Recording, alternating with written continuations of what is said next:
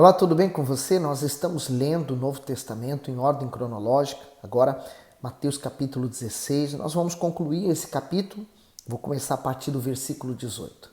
E se você tem gostado do conteúdo, dê o seu gosto, partilhe esse vídeo com mais pessoas, tá bom? Meu Deus, que o Senhor venha revelar a tua palavra, assim como o Senhor trouxe essa revelação do Senhor através de Pedro, através dessa escritura, que também possamos ter a revelação do Teu Espírito dentro de nós. Meu Deus, dá-nos a luz para o nosso entendimento, que assim seja. Então, Mateus capítulo 16, versículo 18.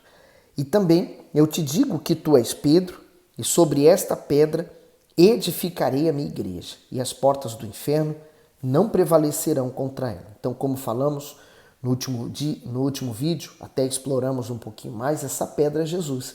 Então, o fundamento que nós temos que estar apoiado é o que o Senhor Jesus fez. Ele veio ao mundo como ser humano, ele foi o único ser humano neste mundo que não cometeu nenhum pecado, nenhum deslize, mas em tudo foi tentado, mas venceu, morreu levando a nossa culpa, os nossos pecados, ressuscitou ao terceiro dia, prometeu retornar e agora nós vivemos sobre esse fundamento, de que Jesus nos justifica através da fé.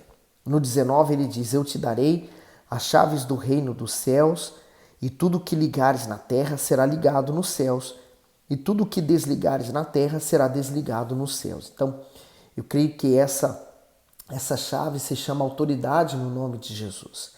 E ele termina isso dizendo, então, mandou os seus discípulos que a ninguém dissesse que ele era o Cristo, até porque ele ainda tinha muita coisa a fazer. Então, ele não queria que as coisas acontecessem rápido, tudo no seu tempo. No 21, ele diz, desde então começou Jesus a mostrar aos seus discípulos que convinha ir a Jerusalém e padecer muitas coisas dos anciãos e dos principais sacerdotes e dos escribas e ser morto e ressuscitar ao terceiro dia. Então, o que Jesus estava dizendo, ele estava já prevendo o que ele viria acontecer com ele e as coisas que iriam acontecer naquele tempo em que eles fossem a Jerusalém. Então, Jerusalém seria o último ponto em que Jesus pararia para poder então morrer finalmente pelos nossos pecados. No 22 diz assim, Pedro, tomando de parte, começou a repreendê-lo, dizendo, Senhor, tem compaixão de ti, de modo nenhum te acontecerá isso. Veja como que o ser humano é, né? Primeiro, Jesus falou que quem revelou ou deu aquela revelação a ele foi o Pai. Então ele falou, vou nesse mesmo barco e vou repreender Jesus, dizer que nada disso vai acontecer a ele. Porque eles queriam que Jesus permanecesse com ele mais tempo, mas havia um plano. Eles tinham que confiar no plano de Jesus e no plano de Deus. Ele já estava dizendo o que viria a acontecer mais tarde com ele. Então, era suposto que os discípulos confiassem naquilo que iria acontecer.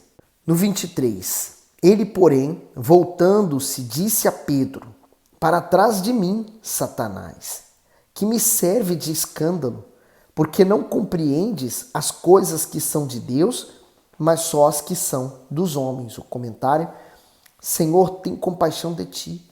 Durante todo o tempo, Satanás trabalhou para impedir o plano de Deus para a salvação da humanidade. Esse plano consistia na morte do seu filho na cruz. Satanás se aproveitou dos sentimentos e da fragilidade de Pedro para influenciá-lo a falar palavras que pudessem fazer o Senhor Jesus desistir da sua missão. Mas, ao perceber que por trás das palavras do discípulo estava o próprio diabo, que já o havia tentado no deserto, Jesus disse com convicção, para trás de mim, Satanás. É interessante notar que o mesmo Pedro, que foi tão firme em confessar que Jesus era o Filho de Deus, agora agia sob a influência do mal. Tudo porque ele deixou de pensar de acordo com os desígnios de Deus e passou a pensar como ser humano, que faz de tudo para salvar a própria pele quando se vê em apuros. E aí eu me lembro que na tentação do Senhor Jesus no deserto, quando o diabo saiu, ele falou, em tempo oportuno ele iria voltar a tentar. Então, aqui foi um tempo oportuno, aqui foi uma oportunidade que o diabo encontrou para agir através de Pedro, para tentar influenciar Jesus a não fazer aquele sacrifício, a não seguir para o sacrifício. A mesma coisa acontece com muitas pessoas, né? E por que Pedro? Né? Pedro primeiro foi revelado por Deus e aqui o diabo usou ele, nitidamente. Então, assim é o ser humano. Por mais que nós venhamos nascer de Deus, termos a nova natureza, mas nós temos as duas naturezas, a da carne e a espiritual. Se a pessoa ainda não nasceu de Deus, que é o caso aqui de Pedro, ele ainda não havia nascido de Deus. Ele era seguidor de Cristo, mas não havia conhecido verdadeiramente a Deus. Então, ele ainda era nascido da carne. E o nascido da carne tem horas que ele fala coisas do Espírito, mas os frutos que mais se proliferam são os frutos da carne. Quando o ser humano nasce de Deus, então a natureza da carne é a natureza espiritual. Mas quem vai vencer? Aquela que estiver mais alimentada. Se eu alimentar a minha carne, naturalmente a minha carne vai prevalecer. Se eu alimentar o espírito, naturalmente o espírito vai prevalecer. Então, nesse momento, talvez ele se encheu de orgulho por ter acertado a resposta. Então, aquele orgulho encheu o coração dele da carne, o fruto da carne. E nesse momento o diabo achou um meio de soprar um pensamento na cabeça dele. Deu para entender? Então, seguindo aqui a ordem, o 24 diz, então disse Jesus aos seus discípulos, se alguém quer vir após mim, renuncie a si mesmo, tome sobre si a sua cruz e siga-me. O comentário diz, se alguém quer vir após mim. Temos aqui 3 níveis de sacrifício. Primeiro, renunciar a si mesmo.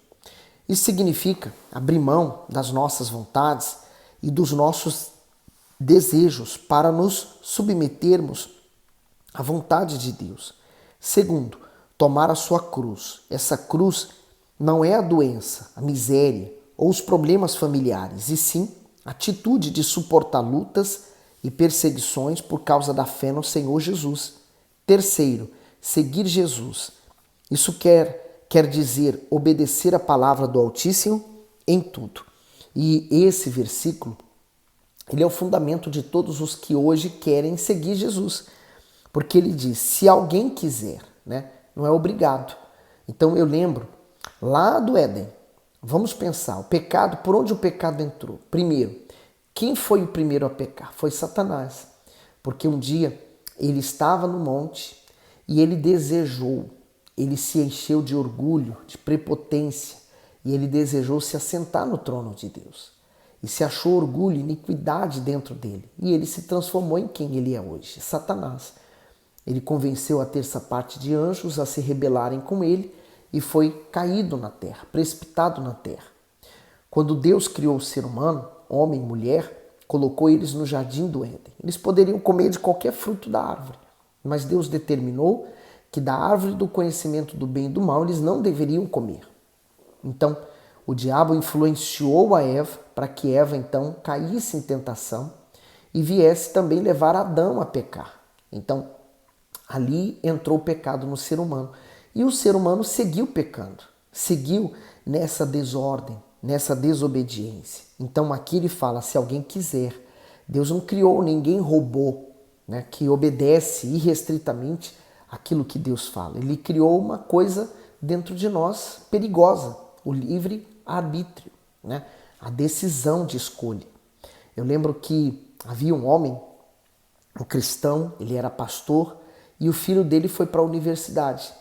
Com o passar do tempo, o próprio filho, se enchendo daqueles conhecimentos, ele falou, pai, olha, eu tenho estado estudando, criando coisas novas, eu estou muito feliz, mas eu creio que quando eu sair da universidade, eu não vou poder seguir a sua fé simples de cristão.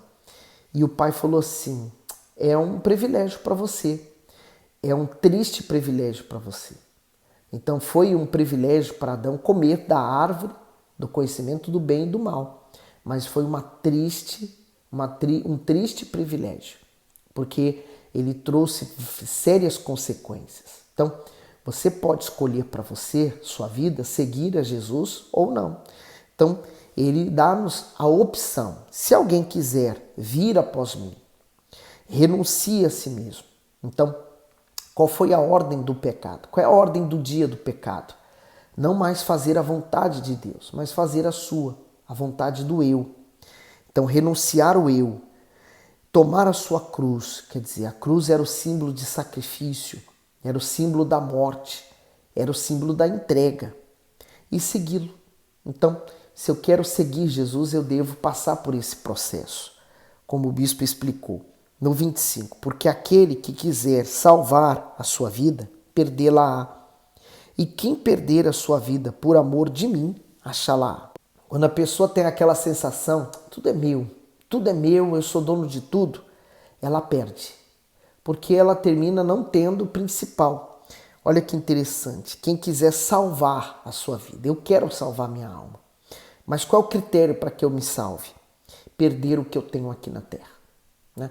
Deixar de ser dono de tudo. Por isso que entra a morte, né? Nós morremos para o pecado. O que é o pecado? É o desejo desenfreado do eu. Então eu morro para a minha vontade, mas agora eu vivo para fazer a vontade de Deus, né?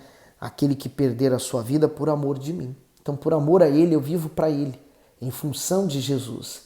Ele veio dar vida e vida abundante. Então eu vou ter essa vida abundante aqui na terra.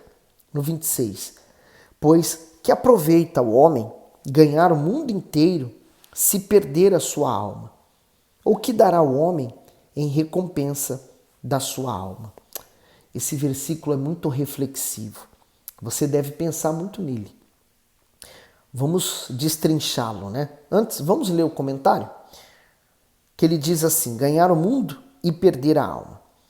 Por meio dessa palavra, o Senhor Jesus mostrou o valor incomparável de uma alma. A conquista de todos os bens, o poder, as riquezas, os prazeres e a glória deste mundo não compensam a perda da salvação. As pessoas sonham em possuir bens como se fosse uma garantia ou uma segurança para o futuro. Porém, quando a morte chega, não há dinheiro algum que possa fazê-la recuar. O pior não é a morte em si, mas o fato de a alma não estar salva. Tudo vai passar e ninguém vai levar nada desta vida. Por isso, quem usa a inteligência investe na salvação da sua alma. Às vezes a pessoa fica tão preocupada, né? Meus bens, minha conquista, meu dinheiro, minha família. Mas o que nós temos nosso, de fato, né? Ou pensa assim, o diabo pode destruir o que eu tenho.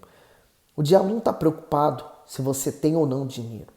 O diabo pouco se importa se você vai conquistar ou não nesta vida. Porque o que o diabo tem de mais precioso, ou aliás, o que nós temos de mais precioso e que desperta o desejo, a vontade do diabo em nós, não é o que nós possuímos. Nós damos valor a coisas fúteis, a coisas sem sentido.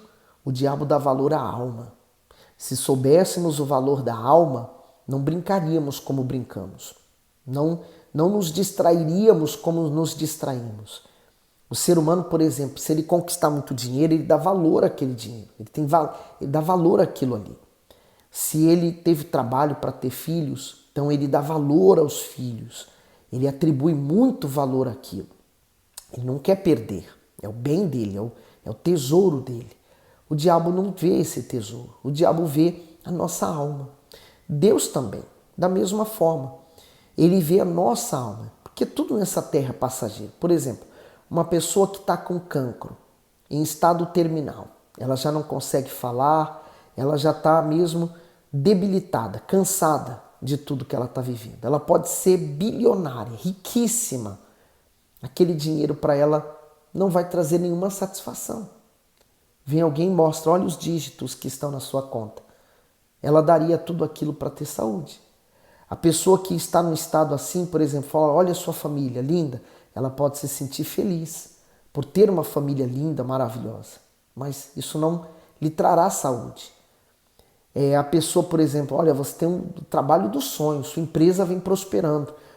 Mesmo você aqui agora, nesse hospital, nesse leito, você está prosperando.